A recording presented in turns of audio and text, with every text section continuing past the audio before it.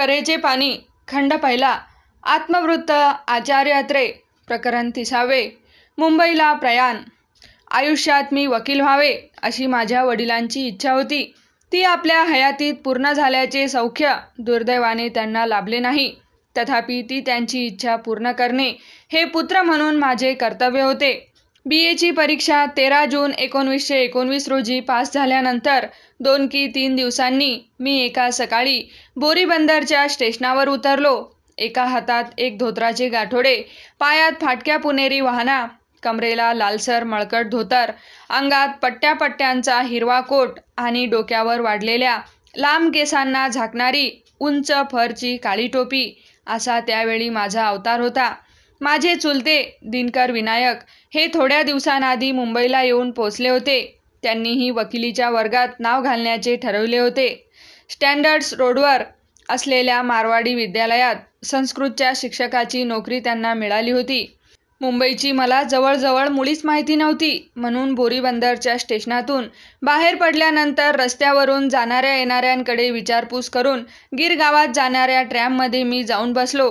प्रार्थना समाज शेजारच्या मुक्कामावर ट्रॅममधून मी खाली उतरलो आणि मारवाडी विद्यालयाची चौकशी करीत करीत स्टँडर्ड्स रोडच्या दिशेने मी जाऊ लागलो. डाव्या बाजूला मारवाडी विद्यालयाची मोठी इमारत होती, पण तिच्याकडे माझे काही लक्ष गेले नाही. मी तसाच पुढे चालत चालत लॅमिंग्टन रोड ओलांडून पलीकडे गेलो आणि कोपऱ्यावर थांबून आजूबाजूच्या इमारतींची टेहाळणी करू लागलो. तोच उजव्या बाजूला रस्त्याच्या पलीकडे स्टँडर्ड्स हायस्कूलच्या नावाची पाटी पाहिली. ती पाटी पाहताच एकदम माझ्या मनात विचार आला की आपण त्या शाळेत जाऊन शिक्षकाची एखादी नोकरी मिळवण्याचा का प्रयत्न करू नये. ही कल्पना डोक्यात येताच मागला पुढला विचार न करता मी त्या शाळेच्या प्रवेशद्वारातून सरळ आत शिरलो. तळमजल्यावरच शाळेच्या प्रिन्सिपलचे ऑफिस होते. दारावर प्रिन्सिपल MG जयकर अशी नावाची पाटी लावलेली होती. माझ्या हातातले प्रवासी गाठोडे बाहेरच्या बाकावर ठेवून मी सरळ प्रिन्सिपलच्या ऑफिसात शिरलो. अगदी प्रथम दर्शनीच प्रिन्सिपल जयकर यांची भव्य आणि धीरगंभीर मूर्ती बसलेली पाहून मी एकदम चपापलो. डोक्याला काळी वाटोळी टोपी, कपाळाला लाल गंधाची बारीकशी टिकली, अंगात गळेबंद लांब पारशी फॅशनचा काळा कोट, खाली काळी विजार आणि बूट अशा पोशाखातली त्यांची ती भरदार आणि कांतिमान आकृती कोणावरही प्रथम दर्शनी छाप पाडील अशीच होती. माझा पुणेरी अवतार पाहून त्यांना काय वाटले असेल याचा विचार न करता मी घाईघाईने त्यांना इंग्रजीतच विचारले, आपल्याकडे एखादी नोकरी आहे काय? त्यांनी एक क्षणभर मला पायापासून डोक्यापर्यंत नीट निहाळले. कोणत्या दर्जाची नोकरी मी मागतो आहे ह्याचा जणू काही त्यांना संशय पडला. त्यांनी विचारले, कसली नोकरी पाहिजे आपल्याला? तेव्हा मी म्हणालो, अर्थात शिक्षकाची. कोणती परीक्षा पास झाली आहे तुमची? त्यांनी विचारले.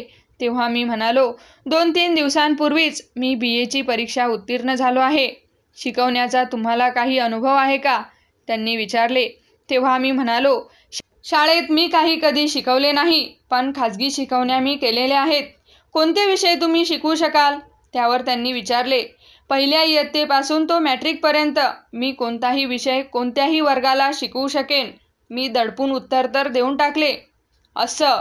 प्रिन्सिपल जयकर आपल्या भुवया उंचावून उद्गारले. मग चला 6व्या इयत्तेला इंग्रजीचा पाठ मला आत्ताच घेऊन दाखवा.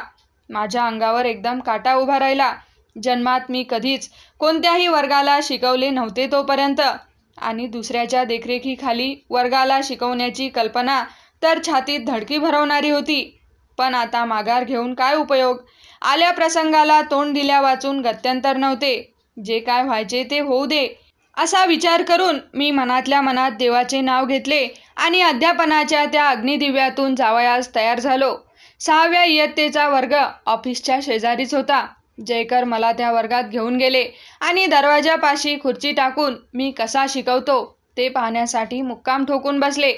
वर्गात 20-25 मुले होती आणि पुढच्या 2 बाकावर रंगीबेरंगी पातळे नेसलेल्या आणि केसात निरनिराळ्या रंगांच्या फुलांच्या वेण्या घातलेल्या मुली बसलेल्या होत्या.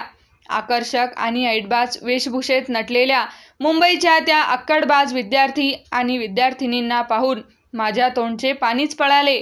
पण हिम्मत मर्दा तो मदत खुदा या न्यायाने एका क्षणार्धात मनाचा निर्धार करून मी खणखणीत आवाजात मुलांना इंग्रजीतून विचारले, कोणता तास आहे तुमचा? इंग्लिश पोएट्री सर, वर्गाने एका आवाजात सांगितले.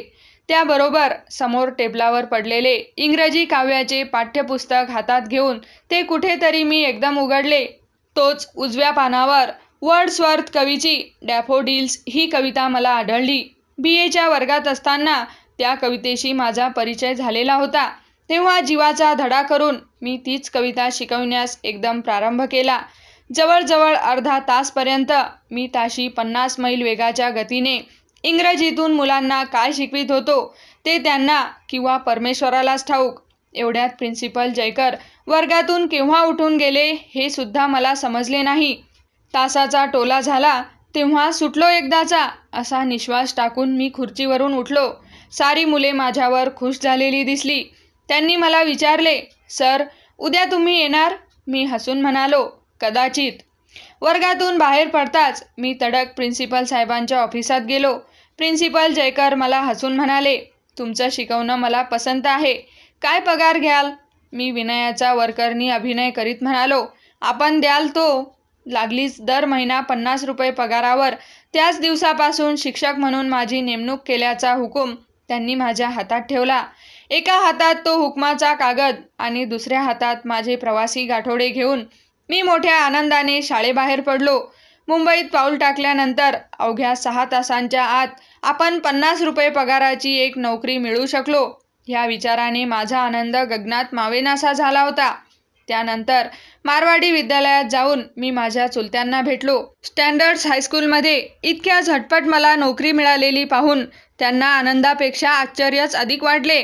त्या दिवशी संध्याकाळी पहिल्या LLBच्या वर्गात नावे नोंदविण्यासाठी मी आणि माझे चुलते लॉ कॉलेजमध्ये गेलो. तेथे अनेक ओळखीची मंडळी भेटली आणि कोणाला कोठे नोकरी मिळाली याची साहजिकच आपापसात चौकशी सुरू झाली. स्टँडर्ड्स हायस्कूलमध्ये मला नोकरी मिळाली असे छाती पुढे करून मोठ्या अभिमानाने जेव्हा मी काही वर्गबंधूंना सांगू लागलो तेव्हा एकजण तोंड आंबट करून म्हणाला, अरे रे, त्या शाळेत हो तुम्ही कशाला गेलात? मी एकदम घाबरून विचारले, का हो, का? काय झालंय त्या शाळेला? त्यावर तो गृहस्थ म्हणाला, त्या शाळेत नोकरी मिळते खरी पण पगार मिळत नाही. डोक्यावर धोंडा पडावा असा चेहरा करून मी विचारले, म्हणजे काय? तेव्हा तो गृहस्थ हसून म्हणाला. मी म्हणालो, त्याचा अर्थ अगदी स्पष्ट आहे. त्या शाळेत महिन्याच्या महिन्याला पगार मिळत नाही. माझा 3 महिन्यांचा पगार त्यांनी बुडवला म्हणून मी कालच माझ्या नोकरीचा राजीनामा देऊन तेथून आलो. त्याच जागेवर बहुधा तुमची नेमणूक झाली असावी. मुंबईत आल्यावर अगदी पहिल्याच दिवशी आपल्याला नोकरी मिळाली या माझ्या आनंदावर त्या माहितीने चांगले बादलीभर विरजण घातले. पण त्यावर काय इलाज होता? ताबडतोब दुसरीकडे नोकरी मिळण्याची शक्यताच नव्हती. पण मी मनाची कशीबशी समजूत घातली की त्या गृहस्थाला कदाचित वेळच्या वेळी पगार मिळाला नसेल, पण आपल्या बाबतीत तसे होणार नाही आणि प्रत्यक्ष पगार मिळायला अजून 1 महिनाभर अवकाश आहे. तोपर्यंत आपल्या जीवाला नसता त्रास करून कशाला घ्या? पुढे जे काय होणार असेल त्याचा त्याच वेळी विचार करू. असा विचार करून मी स्टँडर्ड्स हायस्कूलबद्दल ऐकलेली ती माहिती त्याच क्षणी विसरून गेलो. लॉ कॉलेजची फी भरून आम्ही पहिल्या LLBच्या वर्गात आमची नावे तर त्या दिवशी नोंदवली. पहिल्या LLBच्या एकंदर 3 तुकड्या होत्या. A आणि B या पहिल्या 2 तुकड्या सायंकाळी भरत होत्या आणि तिसरी C तुकडी ही सकाळी भरत होती. मला आणि माझ्या चुलत्यांना सकाळच्या वर्गामध्ये प्रवेश मिळाला. त्यामुळे मोठी अडचण निर्माण झाली. ती अशी की माझ्या चुलत्यांनी राहण्यासाठी मालाड येथे जागा घेतलेली होती. मुंबईपासून मालाड हे ठिकाण अदमासे 20 ते 22 मैल दूर आहे. तेथून रोज सकाळी 8 वाजता काळ्या घोड्यासमोरील लॉ कॉलेजमध्ये नियमितपणे यावयाचे म्हणजे मानवी शक्तीचा आणि सहनशीलतेचा एक मोठा विक्रमच होता. पण मुंबई शहर ही एक अशी अद्भुत दुनिया होती की तिथे वास्तव्य करावयाचे म्हणजे माणसांना नाना तऱ्हेच्या आपदांतून आणि अग्निदिव्यांतून जाण्यास बिनतक्रार सिद्धच झाले पाहिजे. ही आजचीच परिस्थिती नसून 40 वर्षांपूर्वी जेव्हा मी प्रथम मुंबईत आलो तेव्हापासून हाच अनुभव आहे. मालाडला तारा बादकर नावाच्या एका गृहस्थाची एक वाडी होती. त्यांनी आपल्या वाडीत एक दुमजली चाळ बांधलेली होती. प्रत्येक मजल्यावर 6-6, 7-7 खोल्या होत्या. आमची खोली पहिल्या मजल्यावर होती. तिला महिना 10 रुपये भाडे होते. बाहेर गॅलरी होती. आमच्या शेजारच्या खोलीत बडोद्याचे सहस्त्रबुद्धे नावाचे 2 बंधू आणि बटेभिया नावाचा एक गुजराती गृहस्थ राहत होता. त्यांनी आणि आम्ही मिळून संध्याकाळच्या स्वयंपाकासाठी एक भागवत नावाचा मराठी आचारी ठेवलेला होता. सकाळच्या स्वयंपाकाचा मुळी प्रश्नच नव्हता, कारण आम्हाला सकाळी 6:30ला मुळी मालाड सोडावेच लागे. तथापि माझ्यापुरती मी निराळीच सोय केलेली होती. रोज पहाटे 5 वाजता उठे. खाली वाडीमध्ये एक विहीर होती. तिथे जाऊन मी थंड पाण्याने आंघोळ करी. त्या वाडीचे मालक ताराबादकर म्हणून कोणी होते, असे जे आता वर सांगितले. त्यांची एक म्हातारी आई होती. तिला सारेजण आजीबाई असे म्हणत. त्या आजीबाईंना एक 14 वर्षांची नात होती. ह्या नातीशी कदाचित मी लग्न करीन या आशेने ती मला रोजच्या रोज आपल्या घरातून एक दह्याचा वाडगा गुपचूप देत असे. आंघोळ झाल्यानंतर मी वर खोलीत येऊन स्टोव्हवर भात शिजवीत असे. तो भात आणि ताराबादकर आजीबाईने दिलेले दही चापून आणि ताजातवाना होऊन मी माझ्या रोजच्या कार्यक्रमाला प्रारंभ करीत असे. आमच्या राहत्या ठिकाणापासून मालाड स्टेशन हे चांगले 20 मिनिटांच्या रस्त्यावर होते. मालाडपासून चर्चगेटपर्यंत तब्बल 1 घंट्याचा प्रवास होता. गाडी प्रत्येक स्टेशनावर थांबत असे. त्या गाडीत दूधवाल्या भैयाची गर्दी विशेष असे. दररोजचा तो प्रवास इतका रुक्ष आणि कंटाळवाणा असे की त्याची आठवण झाली की अद्याप अंगावर शहारा उठतो. चर्चगेटपासून कॉलेजपर्यंत चालत जावयाला 15 मिनिटे लागत असत. आमच्या वेळी लॉ कॉलेजचे प्रिन्सिपल बॅरिस्टर फैजी नावाचे कोणी एक कायदेपंडित होते. कायद्याचे निरनिराळे विषय शिकवण्यासाठी आम्हाला अत्यंत निष्णात आणि नामांकित असे अधिकारी प्राध्यापक होते. स्वतंत्र भारतात उत्तर प्रदेशाचे राज्यपाल झालेले सर होमी मोदी हे त्यावेळी आम्हाला घटनेचा कायदा शिकवीत. दिवाण बहादूर P.B. शिंगणे हे न्यायशास्त्र शिकवीत. प्राध्यापक शिवेश्वरकर हे फौजदारी कायदा शिकवीत. शिंगणे यांची शिकवण्याची पद्धत सर्वांपेक्षा जास्त आकर्षक आणि विनोदी होती. त्यामुळे त्यांचा तास आम्ही कधीही चुकवत नसू. सर होमी मोदी हे विनोदी वक्ते म्हणून आज कितीही मशहूर असले तरी त्यांच्या विनोदबुद्धीचा उदय झाल्याचे आम्हाला त्या काळी आढळून आले नाही. कायद्याचा वर्ग 9 वाजता संपल्यावर मी सरळ शाळेत जात असे. स्टँडर्ड्स हायस्कूलमध्ये सिनियर केम्ब्रिजचा अभ्यासक्रम शिकवला जात असे. म्हणून त्या वर्गाला गणित आणि इंग्रजी काव्य शिकवण्याचे काम माझ्याकडे देण्यात आले होते. शेक्सपियरचे ॲज यू लाईक इट आणि चॉसरचे फॅरी क्वीन मी त्या वर्गाला शिकवीत असे. संध्याकाळी 5 वाजता शाळा सुटल्यानंतर मी ग्रँट रोड स्टेशनावरून सरळ मालाडला जाई. पोचता पोचता चांगला अंधार पडे. रात्री आमचा आचारी बाजरी पटणीची भाकरी आणि कांद्याचे खमंग वरण करावयाचा. ते जेवून झोपता झोपता रात्रीचे 11-11:30 वाजत. असा दिवसानुदिवस आमचा कार्यक्रम चाललेला असे. शनिवारी कायद्याचा वर्ग नसे आणि शाळा सकाळी भरे. पुष्कळदा मुंबईहून मालाडपर्यंत सरळ येणारी गाडी मिळत नसे. अंधेरीला ती बदलावी लागत असे. पण रात्रीच्या जागरणामुळे अंधेरीला येणाऱ्या गाडीत आम्हाला झोप लागत असे. त्यामुळे ती गाडी अंधेरीला थांबून परत चर्चगेटला जेव्हा जायला लागे तेव्हा माहीम माटुंग्याला आम्ही जागे होत असू आणि इतका वेळ झाला तरी गाडी अजून माहीमच्या पलीकडे कशी गेली नाही याचा जेव्हा आम्ही अचंबा करायला लागत असू तेव्हा आमच्या उफराट्या प्रवासाची कोणीतरी सहप्रवासी आम्हाला जाणीव करून देई. असे झोपाळूपणाचे गाफील प्रकार महिन्यातून 2-4 वेळा तरी घडत.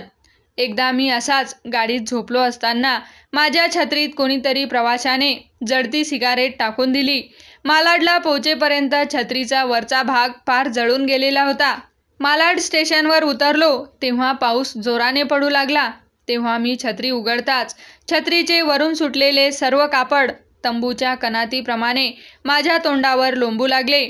त्यामुळे अवतीभवती खूपच हशा पिकला. अशा त्यावेळच्या एक गमती. फक्त रविवारच्या दिवशी आम्हाला संपूर्ण विश्रांती मिळे. त्या दिवशी दुपारी मी स्वयंपाक करावयाचा आणि संध्याकाळी कविता करावयाचा. समाप्त. नवनवीन पुस्तके ऐकण्यासाठी आमच्या चॅनलला सबस्क्राईब, लाईक व शेअर करा आणि तुमच्या काही प्रतिक्रिया असल्यास आम्हाला नक्की कळवा. धन्यवाद. जय हिंद.